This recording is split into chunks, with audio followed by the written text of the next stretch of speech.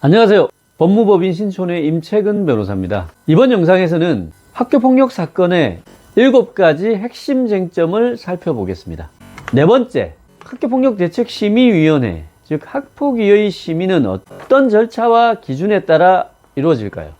통상적으로 학교폭력 사건이 발생하고 나면 학교 전담기구의 사안조사를 거쳐서 학교장 자체 해결로 종결되지 않는 경우에는 교육지원청에 설치된 학폭위 심의를 거치게 됩니다. 학폭위 심의는 실제 10인 내외의 정원으로 구성되는 소위원회에서 담당하게 되는데, 그 위원회의 자격은 학부모가 3분의 1을 구성하고 나머지는 장학사 등의 교원, 변호사, 정신과 등의 의사, 그리고 청소년 상담가 등으로 구성이 됩니다. 그래서 제적 과반수 출석으로 개의하고 출석 과반수 의결로 심의를 합니다.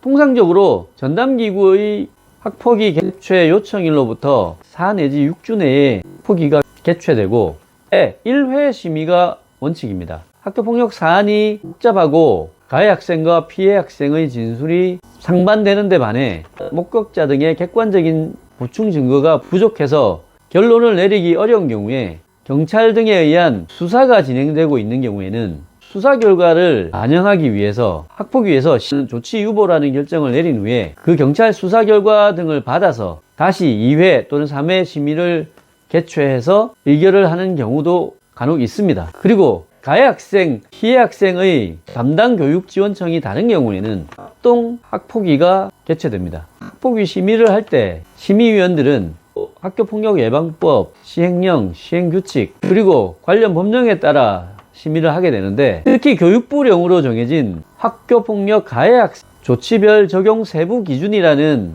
기준에 의해서 구체적인 조치 결정을 하게 됩니다. 이 기준에 따르면 학교폭력 행위를 5가지 평가하게 되는데, 학교폭력 행위의 심각성, 지속성, 고의성, 그리고 가해 학생의 반성 정도, 그리고 가해 학생과 피해 학생의 화해 정도, 이렇게 각 5가지 요소별로 매우 낮음부터 매우 높음까지 등급을 5등급으로 나눠서 0점부터 4점까지 부여하고, 그 각 요소별 평가 점수를 합산한 각 조치별로 정해져 있는 점수 어디에 해당하느냐에 따라서 조치 결정을 정하게 됩니다. 다만 학폭위 의결로 가해 학생의 선도 가능성이나 또 피해 학생이 장애 학생인지 여부를 고려해서 가중 또는 감경하는 의결을 할 수 있습니다. 예컨대 기본 합산 점수가 4에서 6점이면 제3호 학교봉사에 해당하는 점수인데, 가해 학생의 선도 가능성을 위해서는 이 결정으로는 효과가 없겠다, 그래서 사회봉사 정도는 돼야 되겠다 라고 하면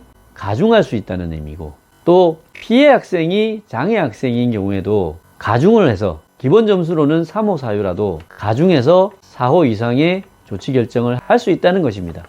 그래서 이 적용 세부 기준을 보고 우리가 알 수 있는 것은 그 학교폭력 행위의 심각성, 지속성, 고의성이라는 점수는 행위 당시에 이미 결정된 요소이기 때문에 가해 학생 측에서 사후적으로 영향을 미칠 수가 없지만, 가해 학생의 반성 정도나 화해 정도는 가해 학생 쪽에서 사건 발생 후에 진심으로 사과하고 피해 회복을 위한 조치를 취하고 화해를 위한 합의를 잘 진행하면 가해 학생의 반성 정도나 화해 정도의 해당 점수를 0점 내지 1점 정도로 낮출 수 있다는 것입니다.